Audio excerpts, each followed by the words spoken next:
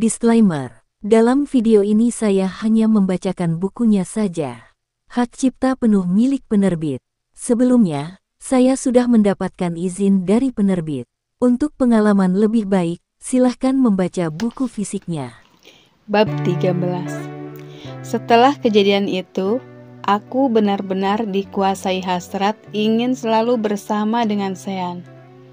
Bila aku merindukannya, tanpa malu-malu lagi, aku langsung menyatroninya. Aku berinisiatif membawakan bekal yang kumasak sendiri untuk Sean yang sedang sibuk. Aku tidak peduli kalau aku mulai kelihatan genit. Aku memasak sejak sebelum subuh dan menyusun semua makanan yang kumasak itu dalam kotak Tupperware. Sorenya, sepulang dari klinik, aku baru bisa mengantarnya ke apartemen Sean. Sepanjang hari, Sean sibuk melukis. Sepertinya dia tidak akan makan apa-apa kalau aku tidak datang. Aku senang melihatnya bersemangat menghabiskan semua makanan yang kubawakan. Usai makan, Sean akan melukis lagi, dan aku akan beringsut pergi tanpa pamit karena takut dia akan terusik. Begitu terus, sampai suatu sore, aku terkejut seperti tersambar petir. Aku melihat ada Naya duduk di sofa Sean yang biasa kutiduri sambil baca-baca majalah. Surprise! Pekik Sean saat aku berdiri terperangah. Aku diam tergugu beberapa detik, menunggu sampai keterkejutanku sirna. Kat, itu Naya. Sean menarik tanganku ke arah Naya. Hai Katniss, sapa Naya merdu. Aku meneguk ludah, susah payah mencoba membalas menyapa balik. Oh, hai Naya. Sean meraih tas kecilku yang berisi kotak makanan. Apa menu hari ini? Tanyanya tak sabar. Tadi Naya bawa pizza. Ini kumakan nanti malam saja. Aku masih kenyang. Sean menepuk-nepuk perutnya sambil meletakkan tas kecilku di atas meja. Dia adalah cateringku, delivery service. Tarifnya sangat mahal. Sean bicara pada Naya seperti sedang mengadu. Aku menyelami Naya. Apa kabar? Sapaku ramah sambil berusaha mengontrol suaraku. Keadaanku tidak terlalu baik. Naya menunjuk kakinya. Spontan, aku menunduk, terkejut melihat kakinya yang dulu jenjang kini tampak buruk. Aku kecelakaan, luka parah, malpraktik, lalu koma. Kedua kakiku ini sampai pinggul dalamnya besi. Jelas Naya tabah. Aku terhenyak, duduk diam, tidak tahu harus berkata apa. Keterkejutan ini hadir dalam satu waktu dengan bertubi-tubi. Aku melirik Sean yang duduk di seberangku. Aku ingin memberi isyarat padanya untuk menjelaskan bagaimana ceritanya ada Naya sekarang di sini. Kenapa Sean tidak menceritakan apa-apa tentang kehadiran Naya? Apa aku tidak cukup penting untuk tahu kehidupan pribadinya? Ada rasa sakit menyergap hatiku. Aku bertemu Naya 2 minggu lalu. Jelas Sean seperti bisa menebak hatiku dengan membaca raut wajahku. Aku sedang di gedung tempat nanti menggelar pameran. Ada Naya juga di sana. Naya memandang Sean dengan senyum penuh arti. Bukan pertemuan tidak sengaja. Aku kirim email duluan tanya kabar. Dan coba peruntungan ajak ketemuan. Ternyata dia bersedia. Aku merasa kepanasan di ruangan yang sedemikian sejuk dan nyaman. Baguslah, sahutku kering. Kalian bisa saling ketemu lagi setelah sekian lama. Naya mengangguk kecil, matanya tak lepas menatap Sean. Tadinya aku tidak punya muka lagi untuk bertemu dengannya, karena aku sudah tidak sempurna lagi seperti dulu. Ujarnya lirih. Sean balas menatap Naya dengan binar di matanya. Rasanya aku sudah menunggumu berabad-abad. Bertemu denganmu lagi seperti ini sangat mustahil kutolak. Bagaimanapun kondisimu, kau tetap wanita yang sama bagiku. Sean berkata mantap, tampak sekali kesungguhannya. Naya tersipu, aku justru terbakar. Aku harus pergi sebelum jiwa ragaku gosong terpanggang. Tapi bagaimana caranya pergi tanpa terlihat seperti orang yang sedang cemburu? Kalau perasaanku sampai kentara, aku hanya akan menanggung malu seumur hidup. Itu tidak boleh terjadi. Aku bangkit berdiri sambil berbasa-basi ingin mencari minuman dingin di kulkas. Lalu aku berinisiatif mengajak mereka makan bersama. Tapi mereka sedang terus saling bicara dan saling memandang. Ajakanku tidak dihiraukan. Bahkan sepertinya tidak ada aku di ruangan ini. Sungguh, aku perlu segera mencari cara untuk bisa kabur dengan elegan. Sekian lama berjibaku dengan kekacauan hatiku sendiri. Ujung-ujungnya aku mati gaya. Akhirnya, daripada duduk kembali bergabung bersama mereka di sofa, aku memilih menyibukkan diri.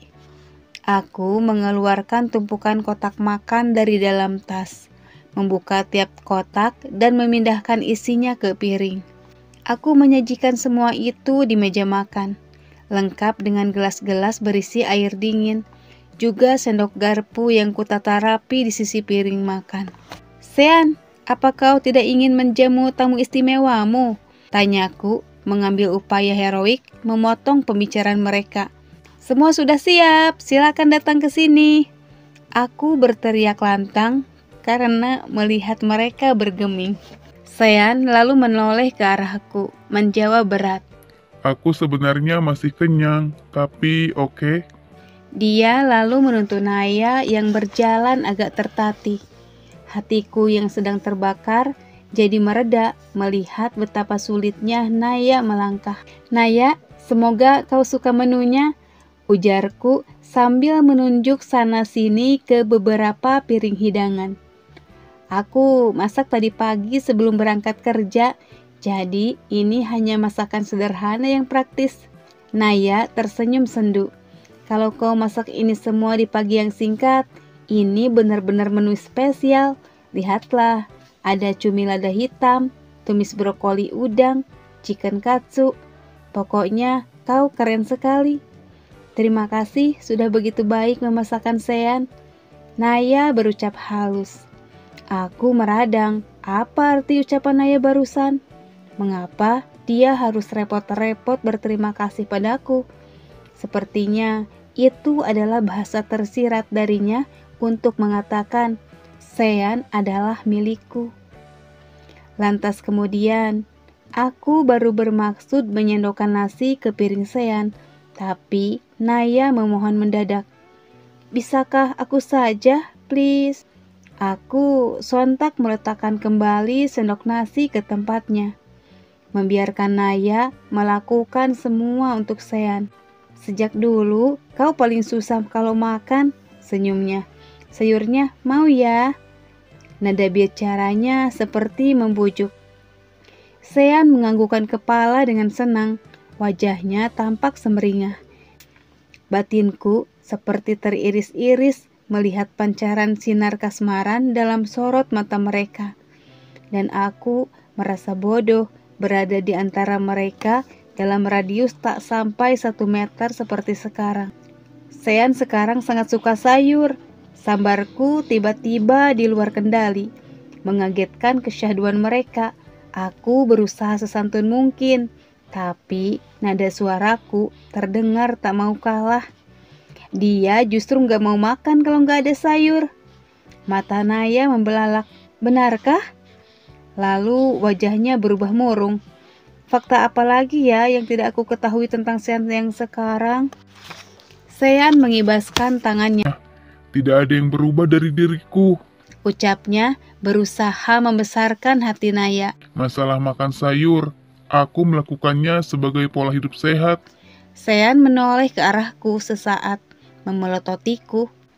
Meskipun makanannya sehat, tapi kalau kau begadang terus, melukis gak kenal waktu, lama-lama kau bisa ambruk juga. Cetusku lagi penuh intervensi.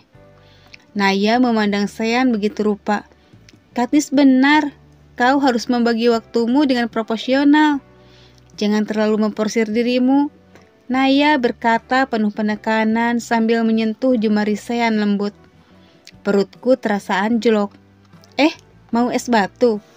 Aku bangkit dari kursiku, tak tahan melihat pemandangan menyengat di depanku. Gejolak perasaan ini sangat menderu-deru. Aku menggigit bibir sambil mengambil kotak es dari freezer dan menuangkan balok-balok es kecil es batu ke dalam mangkuk beling. Aku menggenggam salah satu balok kecil es batu itu sampai telapak tanganku mati rasa. Rasa batin ini kacau sekali, membuatku harus menarik napas dalam-dalam beberapa kali. Oke, aku bisa bersikap profesional. Aku bisa menghadapi ini. Aku memberi afirmasi hatiku berulang-ulang. Sampai di meja makan, kutuang es batu ke dalam gelasku, meneguk airnya sampai kandas dan mengisinya lagi sampai penuh. Aku merasa air yang mengalir melewati rongga dadaku cukup membantu meredam rasa cemburu yang menyesakan. Aku langsung menjejali mulutku dengan semua penganan yang bisa kulahap dengan kalap. Kat, ingat diet. Tegur Sean melihatku makan dengan ganas. Ini piringmu. Sean mengambil piringku. Dia memindahkan sebagian makananku ke piringnya. Di depanku saja kau berani makan sebanyak ini. Piringku dikembalikan Sean sambil setengah dibanting. Sontak saja aku protes karena hanya tinggal beberapa sendok nasi yang tersisa. Lalu aku berdebat dengannya. Kejengkelanku seolah karena perkara porsi makanku yang dipangkas. Padahal kemarahanku adalah lantaran Sean tidak memberitahuku tentang kedatangan Naya. Bisa jadi Naya adalah alasan sebenarnya kenapa beberapa waktu belakangan ini dia tidak pernah pulang ke rumah. Aku menghabiskan sisa makananku dengan cepat sampai hampir tersedak. Dengan mulut penuh, aku meneguk segelas air sampai tak bersisa setetes pun. Sean memerhatikan tingkahku dengan pandangan sebal. Bisa nggak makan pelan-pelan? Dia geleng-geleng kepala. Aku pulang dulu, pamitku akhirnya pada Sean sambil menarik tisu menyapu bibirku. Naya, aku pergi duluan ya. Kapan-kapan kita ketemu lagi. Senang bisa ketemu. Aku berusaha menggunakan nada ramah sambil melambaikan tangan.